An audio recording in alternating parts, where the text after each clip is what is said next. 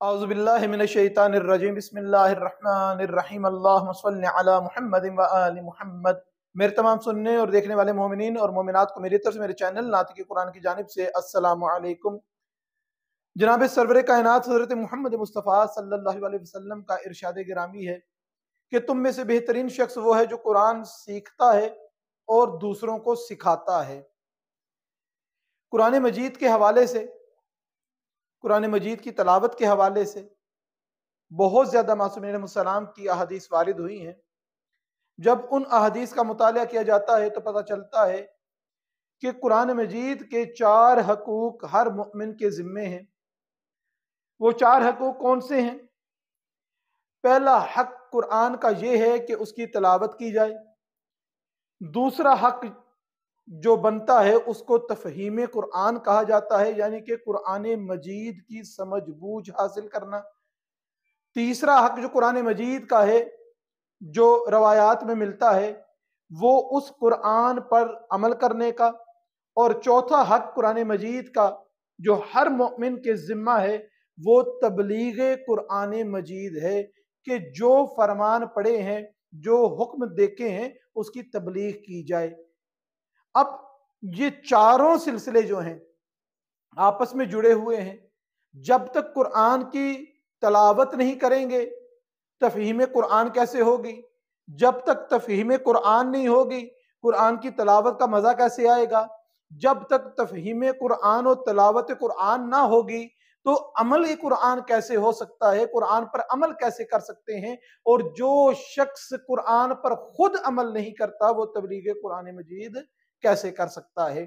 آج ہمارے معاشرے میں جو دین کی شکل بگڑی ہوئی ہے، جو دین کے معاملات بگڑے ہوئے ہیں، وہ فقط اور فقط اس وجہ سے ہے کہ قرآن کی تبلیغ وہ کر رہے ہیں جو نہ قرآن کی تلاوت کرتے ہیں، نہ تفہیم قرآن کرتے ہیں، نہ اپنا ان کا زندگی کا عمل جو ہے وہ قرآن کے مطابق ہے۔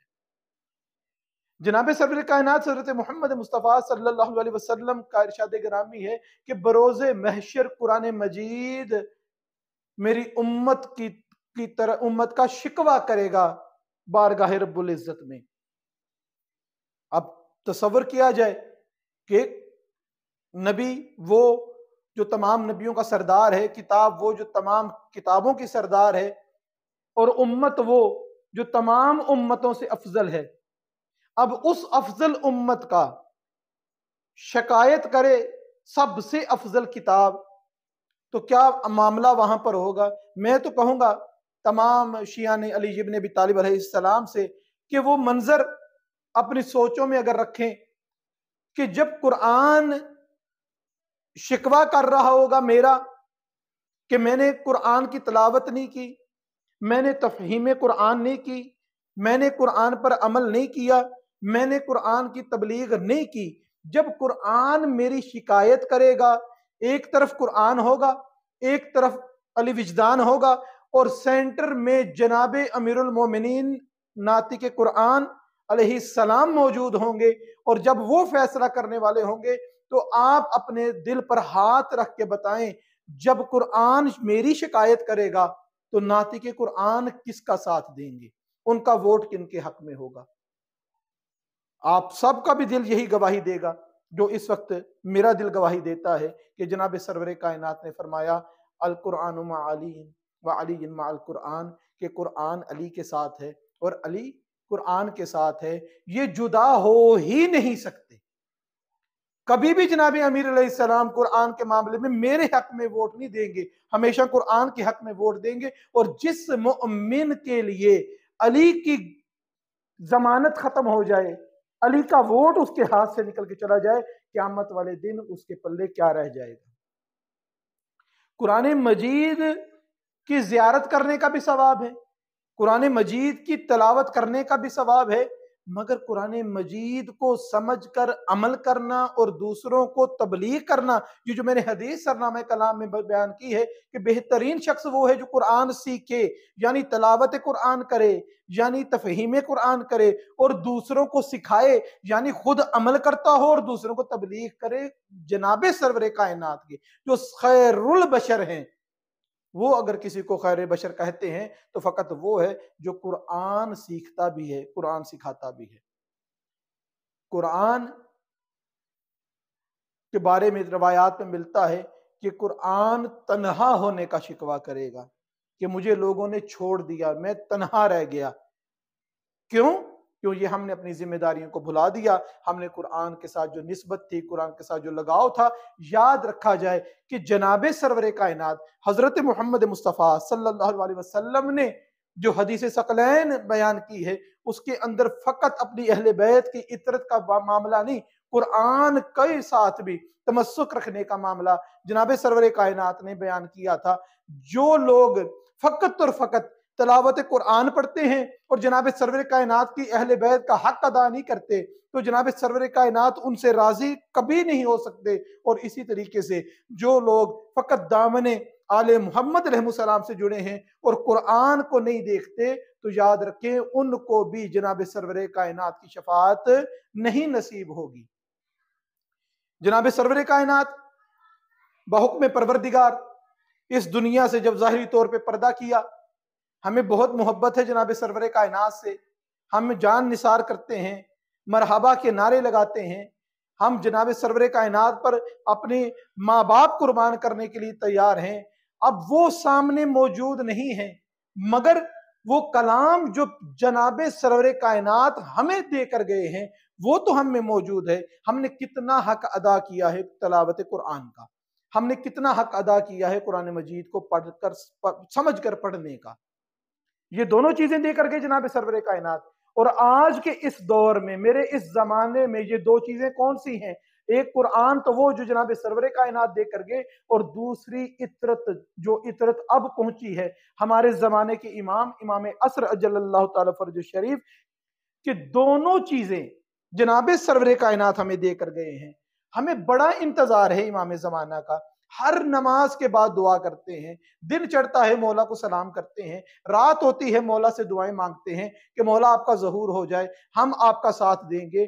مگر وہ مولا یہ بھی تو دیکھ رہا ہے کہ میں تو پردے غیبت میں ہوں، میرے تو ظہور کے دعائیں ہیں، انتظام ہیں، میرے نام پہ کاروبار ہیں، میرے نام پر معاملات ہیں، ہر وقت میرے سے التجائیں ہیں، الاجل کی صدائیں ہیں، میں تو پردے غیب میں ہوں، مگر جو قرآن آپ کے ہاتھ میں ہے اس کا کتنا حق ادا کیا ہے۔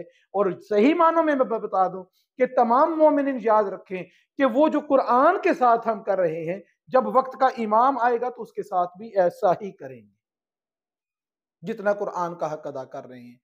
جس کو امام زمانہ سے محبت ہے، امام زمانہ سے عقیدت ہے، امام زمانہ کا انتظار ہے، کم از کم وہ اور کچھ نہیں کر سکتا تو اس قرآن سے تو محبت کر سکتا ہے جو کلام ہے وقت کے امام کا، جو ناطق قرآن ہے اس وقت ہمارے زمانے کے امام ہیں، ان کا تو دیکھنا پڑے گا سلسلہ کہ ہم نے وہ جو حاضر چیز ہے اس کے ساتھ کتنا لگاؤ کیا۔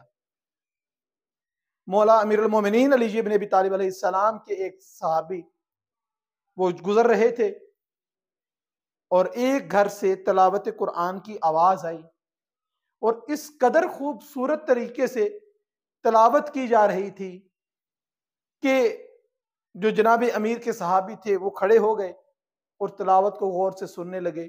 جناب امیر آگے چل رہے تھے کہ مڑ کے پیچھے دیکھا اور اشارہ کیا کہ آؤ میرے ساتھ، میرے برابر ہو کے چلو، اور یاد رکھو یہ تلاوت اس کو کوئی فائدہ نہیں دے گی۔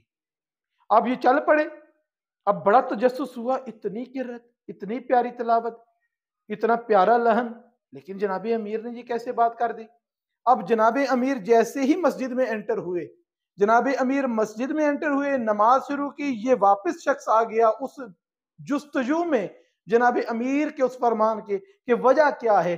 دروازے پہ دستک دی، اس کو سلام کیا، کہا تو مسلمان ہے؟ کہنے لگا ہاں۔ کہا خدا کو مانتا ہے؟ کہا ہاں۔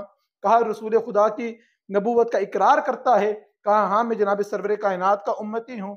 کہا جناب امیر المومنین کے بلا فصل جناب امیر علیہ السلام کو بھی مانتے، ان کی ولایت کا قائل ہے؟ تو وہ شخص کہتا ہے کہ علی کون ہیں جن کا تو نام لے رہا ہے؟ اس کو پتا چل گیا کہ خرابی کدھر ہے۔ خدا کی بھی گواہی دیتا تھا، رسول خدا کی بھی گواہی دیتا تھا، لیکن وقت کے امام کا اس کو احساس اور شعور نہیں تھا، تو یہ تلاوت قرآن اس کو فائدہ نہیں دے رہی تھی۔ بالکل ایسے ہی اگر ہم زمانے کے امام کو بھول کے فقط قرآن کو پکڑ لیں گے تو وقت کا امام بھی ہم سے راضی نہیں ہوگا، اور اگر فقط وقت کے امام کے لیے الجل کریں گے اور گھر میں امام بارگاہ میں مسجد میں میری جیب میں پڑے ہوئے قرآن کی طرف توجہ نہیں کریں گے، اس کے اوپر غور و فکر نہیں کریں گے، اس قرآن کے حکم پر عمل نہیں کریں گے، اور اس قرآن کے حکم کو تبلیغ جب تک نہیں کریں گے، لوگوں کو اس کی تعلیم نہیں دیں گے، تو ہمیں امام زمانہ اجل اللہ تعالی فرج شریف سے بھی سند وفاداری نہیں ملے گی۔ پروردگار سے دعا ہے کہ پروردگار ہم کو صحیح معنوں میں سیرت محمد اور آل محمد علیہ السلام کو پڑھنے، سمجھنے اور اس پر بھی عمل کرنے کی توفیق عطا فرمائے، اور قرآن مجید علیہ السلام کے یہ چاروں حقوق، تلاوت قرآن کرنے، تفہیم قرآن کرنے، عمل قرآن کریم کے مطابق کرنے، اور قرآن مجید کو سیکھ کے دوسروں کو سکھانے، اس کی تبلیغ کرنے کی بھی پروردگار توفیق عطا فرمائے۔ وما علینا الا البلاغ۔